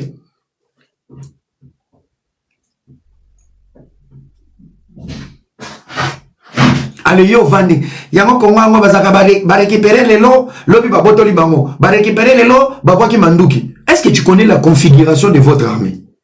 Il y a combien des intellectuels de l'armée? Ba procès on les kana Kinshasa ba traître o Tshisekedi akangi boyebi ke ba généraux belé ba tuni bango ba niveau d'étude mutoza général mais asuka na 6e mécanique mariage à mécanique na ya kokoma général et utaki wapi? Voilà des choses on doit vous dire. Soda zo fout à ma $30. Kabila tiki soda fout à ma $30. Je vais vous donner encore un schéma. Admettons que moi, je suis militaire. N'a pas koufana guerre. Ce qui n'a pas déjà dans $30. Et bon banana. Et bon moi sinanga. Les amis, je suis vivant, je suis en fonction. On te paye $30. Et bon ceux qui battent les unes là, il y a un moment où soda ba koma ba mandia. Comment changer cette situation? Voilà le rôle de la diaspora. Comment réfléchir? L'histoire de ton pays, tu ne connais rien. Même quand tu n'as pas ma RDC, son appel Sibino, si 10 personnes na poto, son a vendu Sibino, awa 10. Papier nabic, dessiné carte à Congo, Kabola, ma province, oyebité. Écris-moi l'hymne national du début à la fin, oyebité. Pas comment il faut banaromi yembela.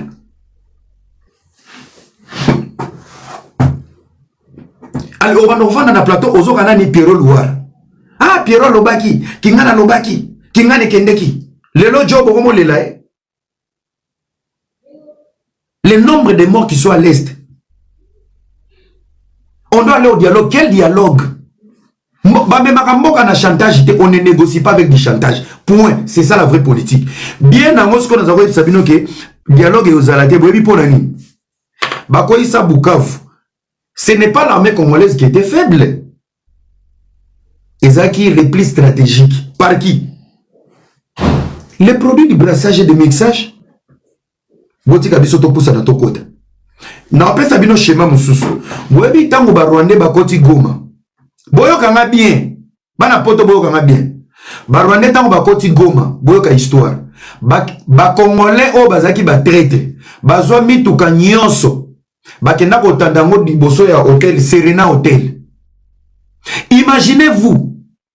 Ba militaire bakimi batiki ba voiture nyonso na ba carburant plein na ba contact en place. Ba Rwandais bakuta tout était prêt. Bakuti ba arme normale. Bakuti mituka tandani. Donc ça a été planifié. Donc botiki la biso mituka liboso Serena tant tozo koma. Donc ngai nazo kima na guerre. On a déstabilisé bino na la contact. Batika ba contact consigne. Goma n'est pas tombé parce que Tshisekedi est faible. Louvounou. Bukavu n'était pas tombé parce que l'armée congolaise était faible. Louvounou. Il y a eu des traîtres au Basala qui remise et reprise. Bisoto Lomwe, Binobo Vanda. Comme ça, Kinshasa Baroyoka. Et maintenant, Kagame s'est servi de Goma Bukavu pour faire quoi? Le rôle de Nanga. Nanga doit mourir. Botu Nanga pona nini? Nanga faut Koufa. Il y a toujours eu un projet au Congo. Et il y a un monde entier. Projet de balkanisation. Et Nanga a voulu goûter. Faire goûter cette réalité. Donc, on est M23, mais c'est Kagame qui contrôle Bukavu et Goma. Botu na batu bazana Goma. Lelo bakomo mela masanga Goma. Et masanga Rwanda. Masanga Rwanda mtekomo kota. Ba Rwanda bakomo teka na kacha Goma. Ba booster ba produit na bangwe ba nokota. Ba kangi ba société nyonso ya gardinage. Ba tche ba société na bango. Un Congolais entrepreneur pour exploser na Goma na Bukavu na Minito, tu dois payer beaucoup d'argent. Ba pesi bango ba faveur. Ba antenne ba Vodacom mususu, biso ça la Orange T. Ba soki comme MTN T. Ba installer ba antenne MTN. Pona nini? Ba contrôler ba appel, ba mouvement nyonso, ba pesa batu na bango, ba accès. Et pendant ce temps-là, yo vandi non na poto. Somebody boké tu koto landier, il dit des bêtises. Ozo yoka, mais la réalité, bon voyage à répéter, bon tout na biso. Voilà la vraie réalité. Nanga a se proposé comme Azala archibishop, il y a balkanisation. Il y a balkanisation. Nous traversons la balkanisation. Balkanisation Zani. Si Kinshasa n'a pas la main sur Goma et Bukavu, qui a la main sur Goma? C'est Nanga. Nanga Zani. Azanani. Azananini. C'est Kagame. C'est Kagame. Si on est titi pour Daï, le prochain c'est qui? C'est Nanga. Mais dans un message, mon robot Katelanga parti. Au nom de la nation, dans un message, mon. Je pense qu'il y a des gens qui ont une autorité. Nanga na pesa bino ba idée belé, mais peut-être bozomo nanga mona muke muto ba désordre ba polémique, mais na ina sabine lo mo bokate la partie. La guerre de l'Est, ça fait plus de 30 ans. Tozo Sibé guerre wana. Son Excellence Monsieur le Président de la République. Place au vandi na minute oyo. Na mutu na yo. Kolota Goma te kolota Bukavu te. Na mutu na yo. La plus grande préoccupation de la classe politique congolaise doit envisager un changement de régime. Ponanini. Changer le régime de Kigali, c'est le début de la paix durable entre les peuples congolais et les peuples rwandais. Les Rwandais n'ont pas de problème avec nous. C'est le système politique. Mais pour la paix de ces deux nations, tous on a besoin de vivre ensemble comme des Africains unis. Mais cette unité doit passer par le changement de régime. Qui veut dire, ah, bazo tchao ba négociation. Nzoka biso to négocier. Wazalé non a faire RDC bazo récupérer ba ville. Mais il faut un plan B. Ceux qui t'ont récupéré Goma na Bukavu, il faut décision à venir à Kigali, il faut être à Kinshasa. Le président Félix Tshisekedi na minute il faut simba bateau de Moïse. Après la récupération de Goma et Bukavu, plan na Yasuka, Kagame doit partir. C'est que Kagame a pu faire au Congo. Ndé bango va créer un 23 Lukuta. To créer ce que FDLR ya Lukuta pe ya ba Congolais, to tindiki bango ba bima Congo ba kene kuna ba potana. Mais ça sera nous par procuration. Kagame doit partir. Le monde entier nous a regardé 30 ans silencieusement comme ça. N'a pas encore américain. Oh, nous sommes les la frontière à Congo et Bisonani. Inviter les Américains, c'est demander une sécurité indirectement. Pourquoi? Américains déjà. Bokanga ki mwana ya malanga oyo. Oba yaki film ya cowboy, ya tortue ninja. Bokanga ki mwana na asalani. Ake samba les États-Unis. Procès n'est pas facilité. Bon, là, on a une vidéo, on a TikTok. Et ça, TikTok, on a TikTok à Kala. Petit, on a un procès. À Rosamba, aux États-Unis, à Beta Bolo, aux États-Unis. Bon, pourquoi on a bien noté? Là où il y a les Américains, il y a la sécurité. Bon, on dit que dans le monde américain, l'Iwana yé et Zara choc. Bon, on a même cas des policiers, Bakoufi, Boussati, le gouvernement, on mettait les baza choqués. Américains après Nzambe Isaïe, Aïbi valeur à vie. Alors, ceux qui ont une logique et similité. La meilleure diplomatie, c'est quoi? Les Américains venaient exploiter. Est-ce que Baroya peut exploiter? Bah, déjà, zone où Bapé si Baroya zone de guerre. Zone Bapé si Baroya zone de guerre. Qu'est-ce qu'ils vont faire? Ils vont maintenant prendre des partenariats paramilitaires. Na Russie, ils ont le Wagner. Wagner, Wana, baza commandé par l'armée russe et le gouvernement russe. Mais il faut qu'on détache parce que bakoki ko sala ba dégâts ou ekoki ko attraper comme un gouvernement dans une crise. Yango moni la RDC est misée na ba jowana. Ba black soki ba black water so black water wana. Ya monsieur Eric. Bango tango bakoya neti les sociétés américaines les alawapi. Awa bazu contrôle wana. Bah s'associer à gouvernement congolais, bah va instaurer paix. C'est une stratégie. Si tu sais qu'il ne fait pas ça, tous les intellectuels Bokima, qui a besoin d'aller dans l'armée aujourd'hui? Personne. Alors on vous crée des contrats pour vous trouver la paix. À Tekimboka, à Tekisous-Sol, Tata Noazana Congo qui est armée, Yozana Moana qui est armée. On envisage même des idées, tout ça tape américain partout. Est-ce que Bassima Yiba sous-sol Moumba Kenamo? Et on fait des choses pour votre bénéfice. Et il y a encore des aberrants ici dans la diaspora qui vont vous manipuler dans la bêtise, dans des conneries. Dans des conneries. Nous avons 9 voisins. 9 voisins veut dire 9 familles provisoires, 9 ennemis demain. Alors, un pays qui a 9 voisins, quelle est la priorité d'un pays qui a 9 voisins? C'est la sécurité. Mais les deux priorités dans Congo, c'est les églises, les députés et les sénateurs. Depuis Guerre et Bandi, moi j'étais à Kinshasa. Merci à ma maman Bayamba qui est à RTNC. Merci beaucoup pour notre identité qui nous valide. Basali plateau, il y a RTNC au Congo, Mongolanda. Congolais Téléma. Aucun sénateur Bayaka wana pour aider M. Félix Tshisekedi namo ko booster ko pesa moi un message d'encouragement à l'armée Bayaka te.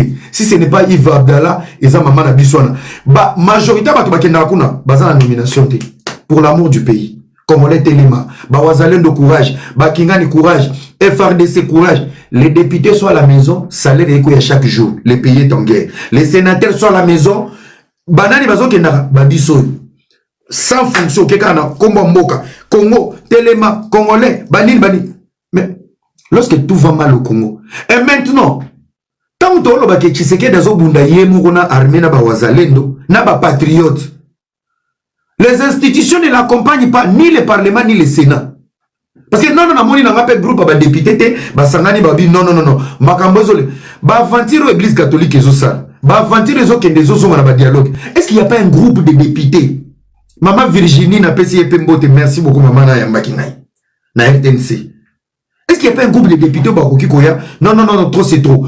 Étant que l'obélia peuple, de prendre d'abord la parole pour nous donner d'abord des faits. Il y a un moment dans le bas qui bouille. Tombe manana bisoté. Guerre et senga dépense. Mbongo o besoin de préparer une élection. Boba qui c'est la moba wazalendo, boba qui c'est la moba soda bazana formation, boba sa moba faire RDC, boba sa moba yibu. Mbongo d'élection. Na minute na Congo, à part président Félix Tshisekedi opposé à Malonga, mutu ya Malonga na Congo, azana été. Le Congo est en manque de la jeunesse dans le fonctionnement du pays. Biso pe ton divina biso to na biso bana mike fachi. Longo la no élection, zomon élection pesa kuna. Silisa guerre, kanga ba frontière, tchela biso identité, tonga ba prison, banda ko boma batu nyonso ba boma Congo. Laissons la place à la jeunesse. Osa c'est le papa auto salo confiance lelo. Yamukolo. Voilà la idée point. Oh, il y a la biso idée oh, élection en 2028. Aller aux élections en 2028, c'est de saboter tous les efforts fournis pendant les 2 mandats pour nous réorganiser Ndoki ya Congo Kagame na poissa, Kabila na poissa. Cauchemar ya Est, c'est Tshisekedi. Il partira pas. Alors, avant Tshisekedi Akende, nous demandons à tous les Congolais, à l'église catholique, allez supplier Kagame de partir. En Afrique centrale, Moutakotan qui s'habille sur démocratie azate, modèle azate. Tout ça, il y a n'ingé en face. Ça sous dernièrement qui n'est pas d'Olizi. Bazo episeye qui va l'embie. Yoka Sassou, nye. Bana d'Olizi, yo. Baza na l'élection à salle le côté. Kasi lelo na qui n'a inauguré villa na yango yo na piscine comme au félé. Bobeta maboko. On a ligné Congo Brazzaville, na ligné d'Olizi. Oh villa na ngai piscine eza pona bino au félé. Maboko. Sassou moutamote ya fachi. Mousse veninde modèle ya fachi. Toye moko Kagame papa na bino ya mulimo. Ndako te ya fachi. Paul Biya ndako ya kote ya fachi. Oaza na poste élection au Simi Manduki. Ngana édition élection aux alaté, peut-être na campagne na poto. Il n'y aura pas des élections parce que nous avons des problèmes. Congo est un pays mo bon ko adapter on monter le rôle à les papa. Boyoki o amoni aza na poste élection au rejoindre nanga collègue na bino mongo yo asia kufi. Il n'y aura pas des élections to lobiamo. Si c'est les élections votre priorité, c'est que bino ne boyote ka Congo. Ce qui fait ça cauchemar à Kigali. Ce qui fait ça cauchemar, il y a batu bateka Congo. A okendete. Il n'y aura pas des élections. Lobby. Je suis une voix de la jeunesse au Banilango campagne. Naozongilango Kishasa. Mbongo bolingibo bimsapona d'élection. Bochango pour la libération de Goma et Bukavu. Après wana, mbongo bolingasu bocha na élection. Bope sabiso pièce d'identité bokanga ba frontière. Ce pays est malade. Yozo fungula munogana, il y aura les élections. Tu connais combien des étrangers peuvent venir voter? Oebi bozaka combien? Famille no bana Kishasa koko na na kozwa mbongo na western na carte d'électeur à moins 6 ans. Ozo yape to lingi élection point bar. Loba mona misu na ngana paso lata mbata wi fa na beta nanga. Élection ezate. Élection ezate. Mbongo élection bo pendere élection ezate ba député bo bongama. Boka nzate soki fachi ba baxele manda ba baxela bino. To robomana parlement na sénat bo tchela biso comité des sages. Et à la longue, Congo faisons en 11 provinces. Kabila Ebaka pourtant commissaire en 26. Et ça qui pour mes gestions, makambo comme difficile. Congo faisons en 11 provinces. Tokumba ngolo la fédéralisme. Les 11 gouverneurs va créer un gouvernement na bango rapport na Kinshasa. Tozong en 11 provinces. Oui, tozong en 11 provinces.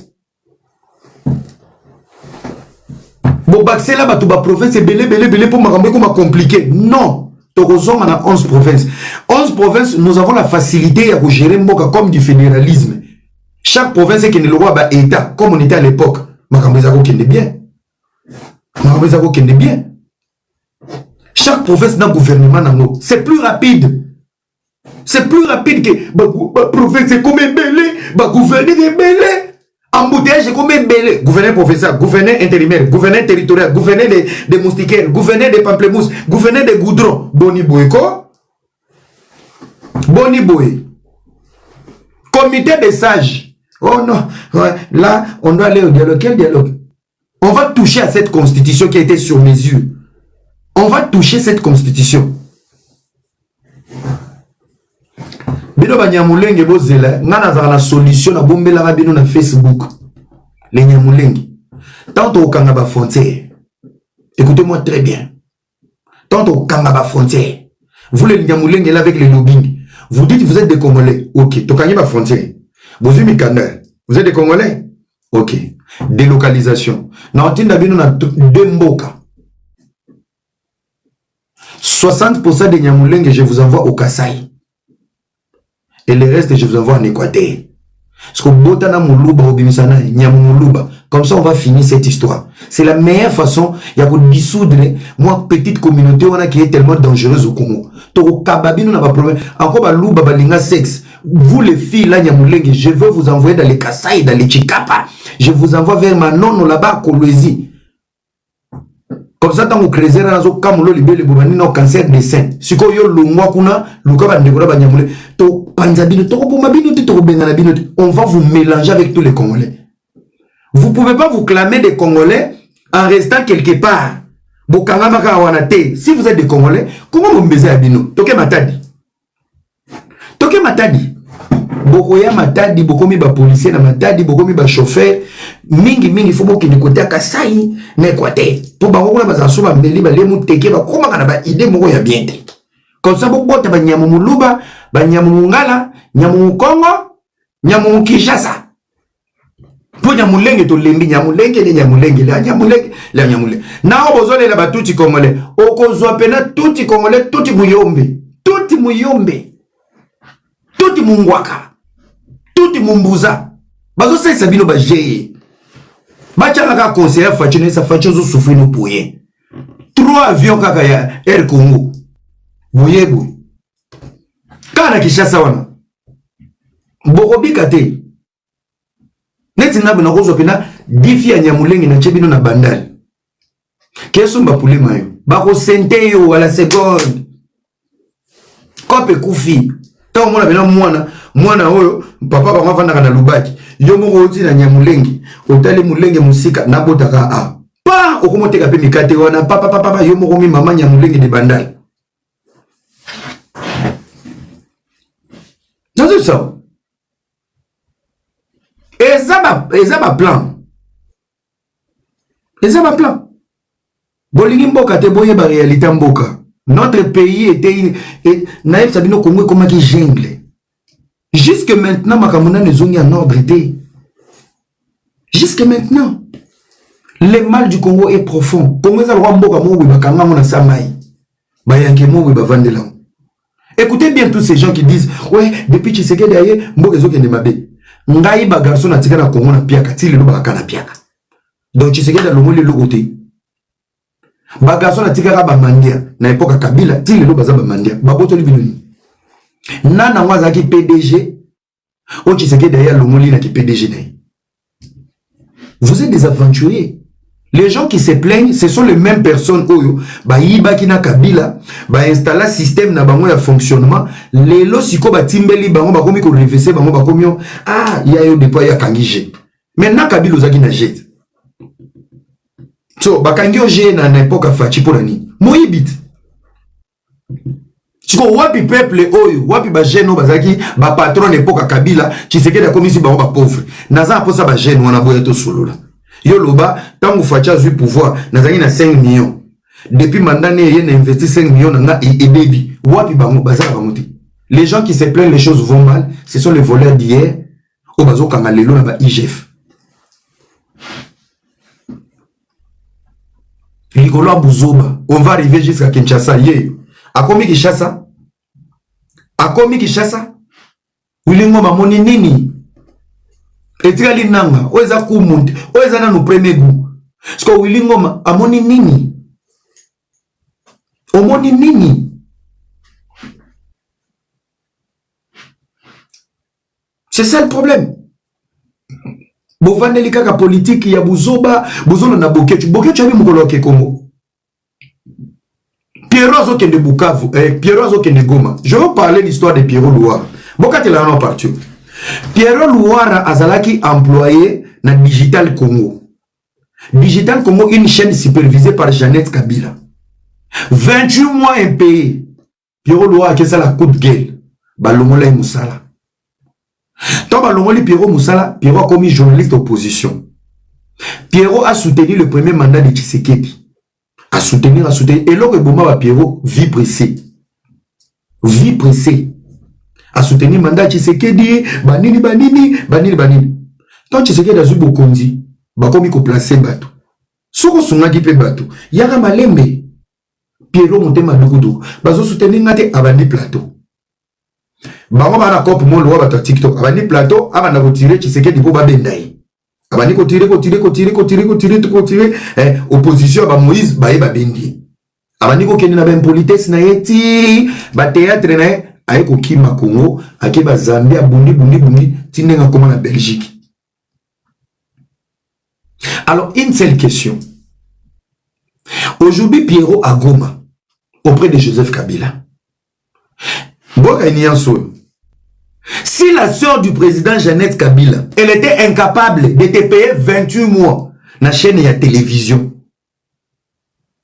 quelle est la confiance que tu donnes à son frère pour les changements du Congo? Ce qui y a dans la chaîne et la télévision à Pamba, Bakoka au foot à Oti. Voilà l'homme congolais. Vous êtes prêt à tout pour vos intérêts. Au cours de opposition, vous êtes pour vos intérêts. Nana ba mama mususu fayulu la awana poto ba mona de ya fayulu président basi ya mabala ba fungola makolo. Je vous dis ce qui est vrai. Boyebi muto yembela ka Martin Fayulu seye Martin Fayulu azota mwana Fayulu partout toka Fayulu makambe baby mbala mwa bimana zemi limo akenda wapi Congolais, tu es prêt à t'associer avec des démons et tu oublies les intérêts de tout le monde. Maman Congo, merci beaucoup. Dans la dernière intervention, Maman Congo a dit, oh, Makambe Congo bimana poisa, ennemi na biso ezaka Kagame. Ennemi na biso ezaki tolingaki Kabila kene. Kabila na Kagame basali featuring na M23. C'est que combat na biso, malgré la lingana nga Félix Tshisekedi te mena minute on a tenga mananu, c'est que Tshisekedi mutazo sauver mboka. Voilà quelqu'un de réfléchi. Na ba combattant nyoso na poto c'est Maman Congo. Voilà quelqu'un de réfléchi. Qui était l'ennemi de la diaspora? Joseph Kabila. Joseph Azanini Alongwa. Joseph Olé Alongwa, token ba principe politique. Va travailler ensemble. Babani ko travailler ensemble, bino moko na poto. Fachi, détache-toi de Kabila. Détache-toi de Kabila. OK. À se détacher na Kabila. Rébellion et bandi. Fachi Mouke, c'est Kagame, c'est Rwanda, c'est Kagame. Vérité obima, le lot obike Kagame, Kabila, Nanga, Wilingoma, Basala Ekiri. Mais ba combattant maele ta ba moni babi oh nzoko ba joba sakane la biso c'est que muto za kutu yako bata masimana c'est Tshisekedi. Yango moni ba mama Kongo bazongi te po balingi Fachi bazongi po na patrie. Là nous parlons de la patrie. Nous parlons de la nation. Il n'y a pas les louba, il n'y a pas les PPRD, il n'y a rien. On parle que de la nation. Devant la nation, est-ce qu'on peut négocier? S'il vous plaît. Prenez même le Congo comme si c'était votre fille. Qui peut négocier devant la dignité de sa fille? C'est ta fille à toi. Tu as le plein droit de défendre la dignité de ta fille ou de ta mère. Comment tu peux cautionner, négocier? On ne négocie pas une dignité.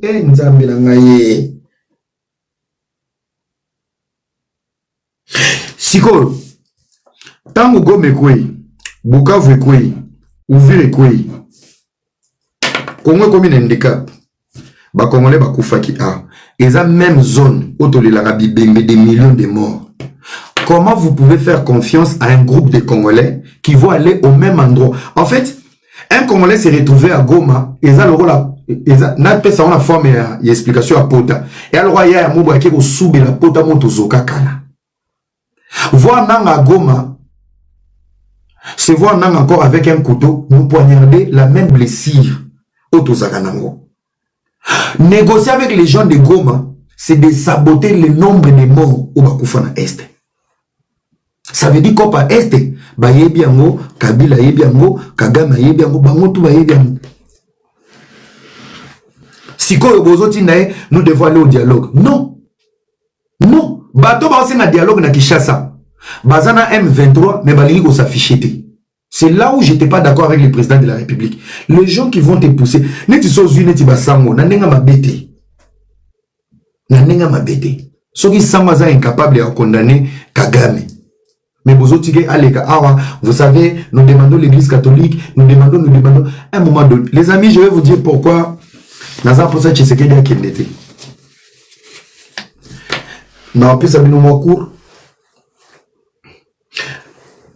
À l'ancienne, dans les temps, les terres qui développées, c'est des terres où il y avait la civilisation. C'est là où il y avait des royaumes. Ça veut dire, dans le royaume, le pays s'est construit sur une seule vision, pas la vision des personnes, une seule vision. Congo n'a pas échec autour dans le monde. Le président Félix a comme vision. Comment il voit les Congo. Parce que si on a cette vision, il faut passer ce temps. Autre chose, 7 ans. Aucun on a mais au Congo, il n'y a pas de problème. Il faut aller maintenant sur les résolutions et les besoins. Au Kanyimboka. Allez, fais décoller ta vision. À revendre à 15 à 20 ans. À asseoir vision où il y a au monde pour le Congo. À ce moment-là, quand il part, il vous laisse un pays avec une vision. Et c'est à ce moment-là qu'il y aura une continuité. Oh, il y a après. Maman a dit, ah oui, sa vision, il y a qui Congo comme vous continuez sur une vision. Congo, ce que ça m'a dit, vous allez voir les Kong. Je vais vous donner un exemple de l'URSS. La Russie, dans l'URSS et Kabouani, ils ont échoué pendant la Deuxième Guerre mondiale et la guerre froide. Donc, échoué, Mboke Panzani, Bani, Kabouani, Ukraine, Kei, Pologne, Kei, et tout. Russie et Zongi. Donc, Zongi Sima. Bayanke Mutuba Vandaka. Babi, non. Humiliation aux yeux. On peut faire marche en arrière pour revenir plus fort dans les années à venir. Token Amanda, il y a vision. Dimitri Poutine. Dimitri Poutine. Dimitri Poutine. Dimitri Poutine. Les lobes, comment on aime le monde. Eh, Token Nata va signer contre la Russie. Une vision établie. C'est ce qu'il faut faire au Congo.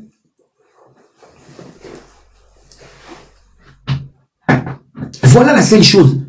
On ne dit pas que tu as une élection pour Tshisekedi d'Atikala. Atia pays, voilà la vision. Il y a RDC dans 100 ans. Lui va rester combien? Il peut rester 20 ans. Est-ce que moi ça me dérange? On n'a pas ça comme président. Même yo pour nous l'élection, yo ça boula comme président. Otali mbunzu no pena yo ba ko chata chef du quartier. C'est de là. C'est de ça qu'on parle. Na pesi bino ka exemple ya Russie. Yo va si ba Russie bazaki bazoba, Poutine tikala nan. Ba ya komona à chaque fois Poutine azo gérer Russie zo kende kitoko. Dimitri soko ye Dimitri oke na oma memami. Bazo ba fungole li Poutine. Babi no yo vanda nan. Nenge Poutine a vendu na zazoba. Ne Poutine a vendu na zazoba. Vous voulez le développement avec les biloba, le basa avoir une vision. Oh, on va aller aux élections. Donc, si on a une élection, tous les problèmes au Fatia ou tiko soulever ou tiko Congo la pour na Congo. N'a pas solution à planifier pour na Congo et lobby. S'il part, il part avec. Oh, Royal Issou Souboué, Mouyagazu les 30, il va rien comprendre. Tous ceux qui sont à zéro. Voilà les problèmes. Bilonyo Sobozo Lila A. Quel des démons? Tous ceux qui ont une élection. Cliquez dans la photo, notez l'élection. Chemise, vous avez bien été dans le profil, vous avez une élection. Il y a relié aux gens, relié à bien été. À pas ma canette, divorce, péso, la nabino matin, midi, soir. Et c'est toi qui vas venir t'asseoir. Moi, je parle tant que jeune. Nana n'a pas ça comme présidente. Naza n'a pas sa fonction. Nana souci à mboka nanga. Toyebi politique. Qui est crédible aujourd'hui dans la classe politique congolaise? Personne. Tous des têtes. Élection exatée. Élection exatée. Parce que tant bon, élection exatée. Niveau de soit bateau. Ben ennemi à Congo. Ben ennemi à Congo. Tant bon, élection exatée. Vous avez débat passé. Et nous avons dit que nous avons élection. Élection pour que nous wapi. Nana moi voyons postuler nous avons longo allié qui n'a peuple à souffrir n'a peuple qui. Des traîtres, des affairistes. Beaucoup de rebelles pour nani. pour la carré minier, boy la carré minier. Jean-Marc Abundou zoli la carré minier, Nanga zoli la carré minier. Kabila zoli la Kingakati. Papa, Kingakati tongi loko la poto ba peso qui chasse à 18 ans. Oti qui chasse à foulou. Matata pogno donneur de leso ba peso bukanga lonzo lesa congolais. Bukanga lonzo baluka immeuble.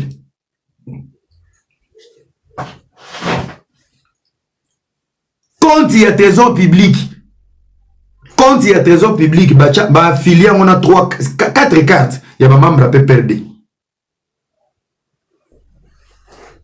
Nyon sona IGF alobate, facha mutema malamu. Bilo o IGF bibise fallait pena baba l'Olexandre penza na TV, Intel bazako yibabwe, Congolais amona.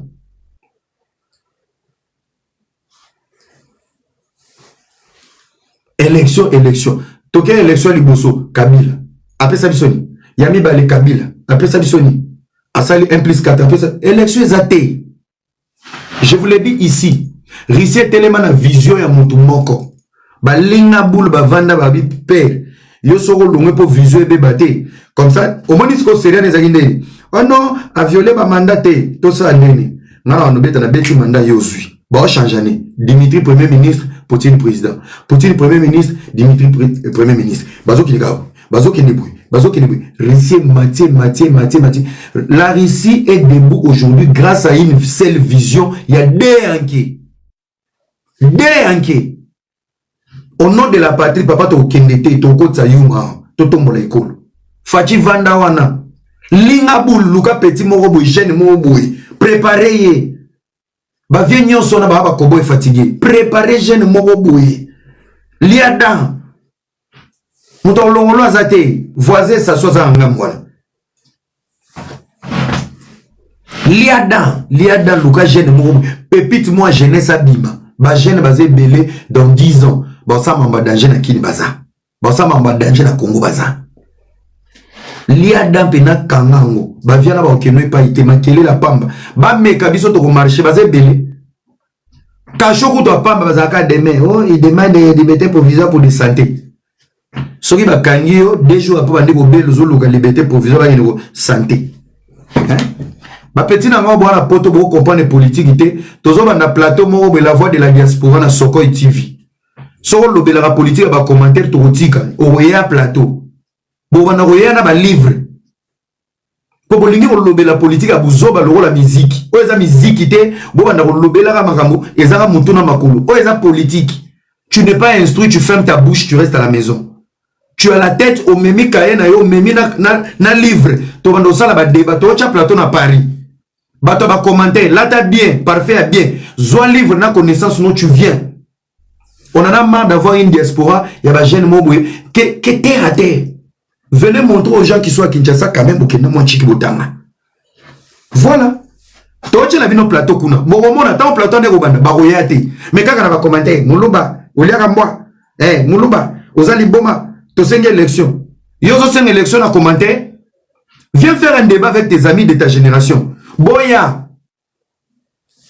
Dans lobby élection exalté, ou à Monique élection exalée, à posé élection, préparer par argument comme l'angana privé. La semaine prochaine, je suis à Paris, je vais faire 10 jours avant que Kinshasa. Soro au tondi Kinshasa. Soro au tondi. Je te donne rendez-vous. Ou y a un argument na yo, mais sauf qu'il y a une seule condition. Libanda va mettre baza. Soro y a buzoba après mission, ba ou beto ba mbata na matam. On va te gifler. Pour bien vous êtes capable d'être Allemagne au Meliba, au Sanisi, whisky, na ombia, au yepe va dire que l'on vous na plateau. Soko le kisibiso ba mette bako beta yo bambata.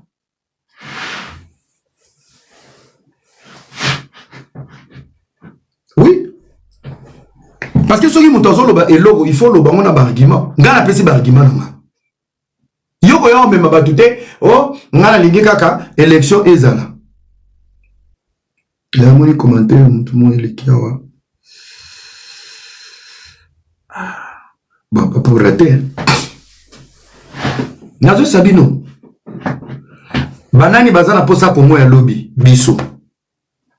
biso nde tona posa Congo ya lobby biso ba jeune biso bilenge neti ngabwe bula ko postuler na nango te bula ko koma président na nango te souci na ngaka Congo etelema scandale géologique yaya ba para ba okufa ba moni scandale géologique te moi nabeta bino moi lisolo Chika Luka on appelle sur mbote nabeta bino moi lisolo diabolos mort nabeta bino lisolo Dubaï totoke Qatar Bazana 2 millions d'habitants.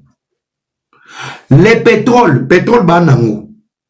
Ils ont réussi à multiplier les pétroles pour équilibrer le niveau de vie. On est arrivé à Dubaï pour acheter un appartement qui nous accompagne un Qatarien. Tout et tout. N'a pas retourner ma question parce qu'il parlait français et anglais. C'est là où il va m'expliquer que lui, chaque fin du mois, le gouvernement de son pays lui verse $7,000.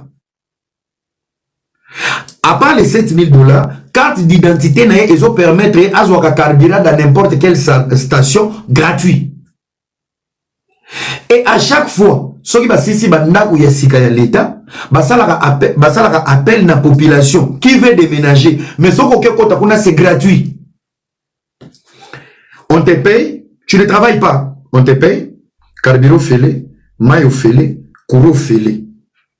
Ceux qui sont à Dubaï, au moni moutazo sal, taximen, Bangladesh, au kouti kuna moutazo kanga ba carton, indien, au Canada, ba congolais na ba nigérien, ba kolombo ka ba salaka te.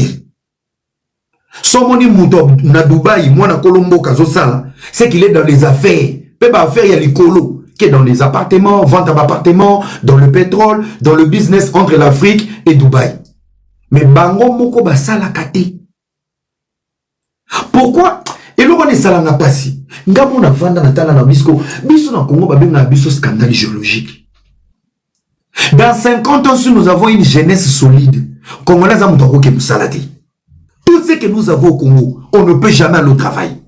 Jamais de la vie. Au Tchèpe na makolombe bou. Iranien na maboko américain et tali bisoté. Ba chinois zo pindula o et tali bisoté. Donc on ne travaille pas, mais on vit au paradis. Le paradis sur terre c'est chez nous. Mais maintenant, pour tout vivre par radio, il faut gagner ma pari les loups. Ma pari, c'est de trouver d'abord la paix, quitter les tribalismes, de nous mettre ensemble et de comprendre les opportunités que nous avons.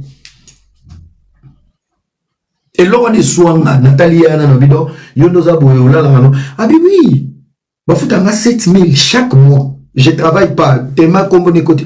Ngamo yora sunga pe mutaba vitesse na tunes ko ngeza bo suna CT petit moka mwana na ngape akopesa ngate ngape na koma Dubaï.